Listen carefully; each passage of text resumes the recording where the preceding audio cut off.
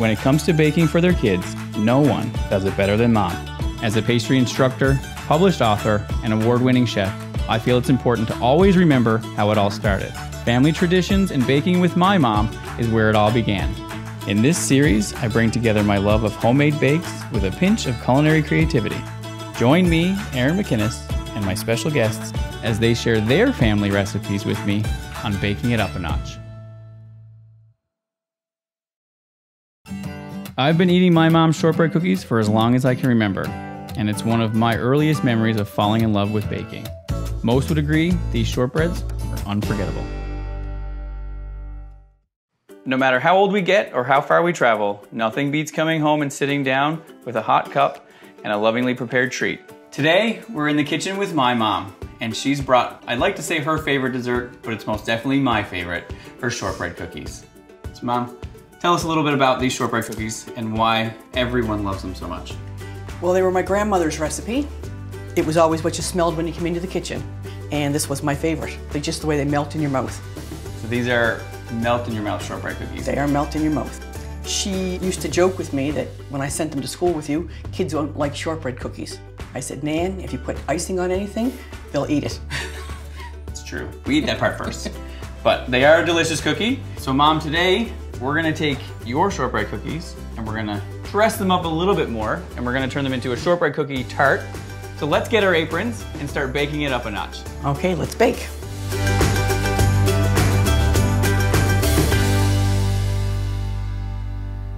All right, Mom, so taking your shortbread recipe, baking it up a notch by taking a little bit bigger of a heart, and we're gonna make cookie tarts. So we'll have your shortbread cookie as a sandwich almost, and we're gonna put some Swiss meringue buttercream in between in the lovely pink. And we'll decorate the tops of those with some fresh fruit and a couple little extra cookies from the center cutouts. Okay. All right, so why don't you tell us how we go about making the shortbread cookies to start? Okay, first we cream the butter and the sugar. And is this salted butter, unsalted butter? Unsalted butter and icing sugar. Creaming, that's just putting it in the mixer and turning it on until the butter gets light and fluffy. And this only takes a second, right? Once it's all creamed together, yeah, it doesn't take that long. Then you add some vanilla. All right, you tell me if that's good. That's beautiful. You're the expert. Perfect. So it's extra special having you here in the kitchen with me, Mom, because realistically, I mean, I would never have started baking if it wasn't for you. Having you here today showing the world what I learned from you is wonderful. All right, and this is? This is flour. Flour. And cornstarch. Cornstarch. Now, cornstarch is a different ingredient to have in here, but it's what gives you that melt away property. So this is until it just comes together? Just until it comes together, yeah. All right. Yes, I think we're there now. Perfect. So let's get that into here so we can show people what this beautiful dough looks like. All right, so it's a really soft dough, but that's what you want and what you need so that once it bakes, these things just melt away in your mouth. All right, Mom, so we have the beautiful dough here. And I'm gonna get you, because you're the expert roller of this stuff. You've done it hundreds of times over, to roll it out. Not a lot, just so it doesn't stick. All right, and tell me why we're rolling it on parchment, because me, I'm countertop. I would just throw the flour on there and go with it. I roll on parchment so that I can flip the parchment instead of having to try and move the dough to roll it in the opposite direction. So we're gonna roll this out to about 1/4 of an inch, which I think is what we've got here now. Okay, I'm gonna jump in a little bit because this is where I kind of took your idea, the heart, and we're just reinventing this same exact cookie, just bigger. So what we wanna do is we want almost like a window frame. So we're gonna do the bigger cookie with the little one cut out in the center. But we're gonna bake off all of them. Because we wanna make sure, so we don't have to roll it too many times, we push this cutter as close to the previous cookie as possible. That way we don't have as much scrap dough to re-roll. Because as we re-roll cookie dough, it tends to get tougher. You might be a tough cookie, but we certainly don't want tough cookies to eat. While you're doing that, I'm gonna grab a cookie sheet so that we can get them in the oven. All right, so Mom, we got all these cookies cut out now. And before we put them on the tray, I usually pull away all the excess. So we'll stick that right under there like that. And this dough doesn't spread, so we're able to put 12 of these large cookies fairly close together onto this tray. And we're gonna bake those at what temperature, Mom? 300 for 15 to 20 minutes. Right. And there's never any waste in this dough because we roll up the last little bit and make a little cookie out of whatever's left that you can't cut out. And that's truly where Baker's Dozen comes from. Baker's Dozen is 13 cookies, or 13 of anything, because the baker needs a sample when it comes out of the oven to ensure it's proper. I know I can't wait to eat these. Here we go. There we go. All set for the oven. Okay, so we're just gonna wait for those to bake off, and while they're baking, we're gonna make some Swiss meringue. Okay, I'm gonna learn something new today. All right, Mom, so the cookies are baking, and while they're baking, let's get going on the icing. Okay. So a Swiss meringue, the main base is egg whites, and we're using pasteurized egg whites, so that's the carton that you get at the grocery store. Some sugar and some salt, and then lots and lots of butter goes in there. So into our bowl, some egg whites, and lots of sugar, and a little bit of salt. And over the double boiler, we'll whisk them until that sugar is dissolved. But we're just gonna let the steam do all the work here before we get it back onto the stand mixer. Okay. You could cook these to about 110 Fahrenheit. My telltale sign is stick my hand down in there, give it a little squish between my fingers, and if it's not gritty, it means the sugar's dissolved, and by that point, the eggs would be up to the proper temperature to continue. So we're almost there. There's still a few granules of sugar in there. So what would happen if you don't get all the granules? Your buttercream would end up being grainy in the end. All right, one more test. They're perfect. And we're gonna move back to the stand mixer. All right, so we're gonna get this up on high.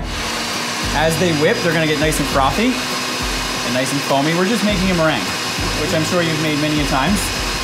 So Mom, we're just about there, and I'll get you to kind of cube that butter up a little bit, because now we're gonna start throwing in all this butter.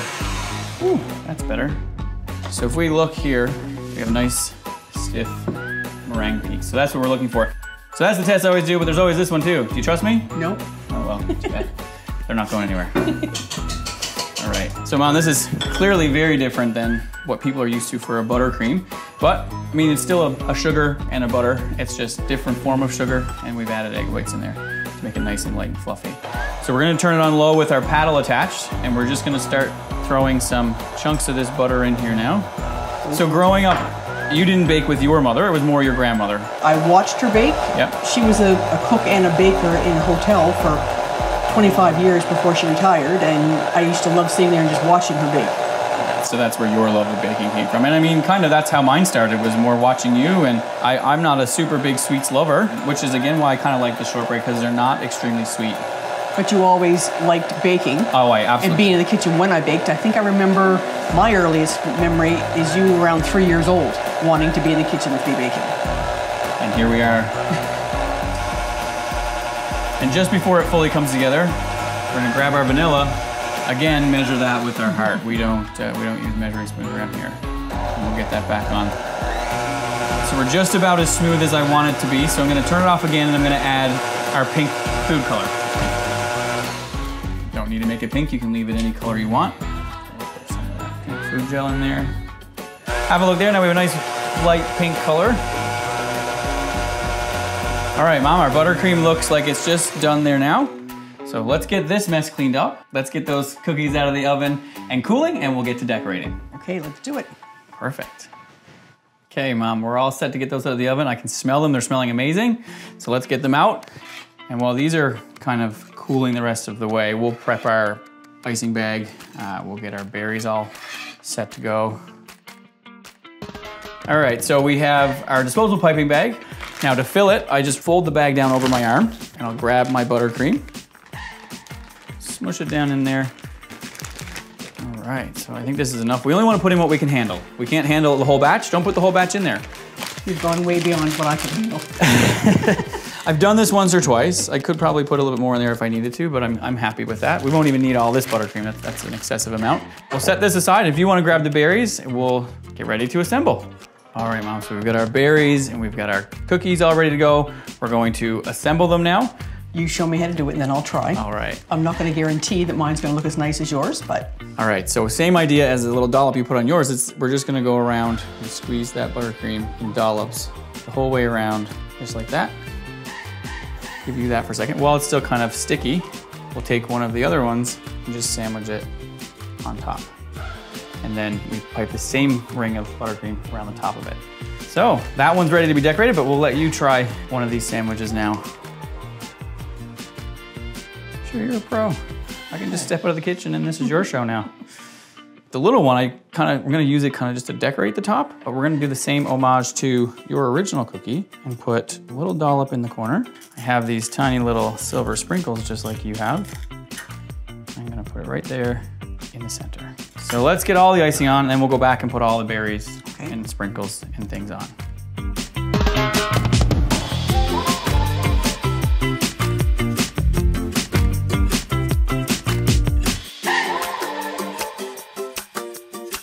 Mom, I think it's time to clear this up and let's get eating. I can't wait anymore. I don't know about you, but I'm ready to dig into one of these. Let's dig in. All right. But you do know that now you're going to make me have to up my game when I take these to a card party, right? Maybe just don't let your friends watch the show. Once they see the show, I'm done for. All right, well. Cheers.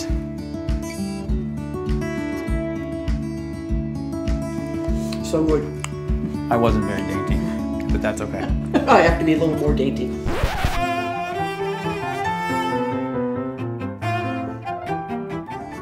What do you think of the icing? Because I know that's something different. I really like it. A little pop of the fresh fruit helps kind of tie it all together. It's not super sweet, so where there's a lot of it on there, it almost tastes like the meringue you have on a pie. Thank you for joining us, friends. Have a sweet day.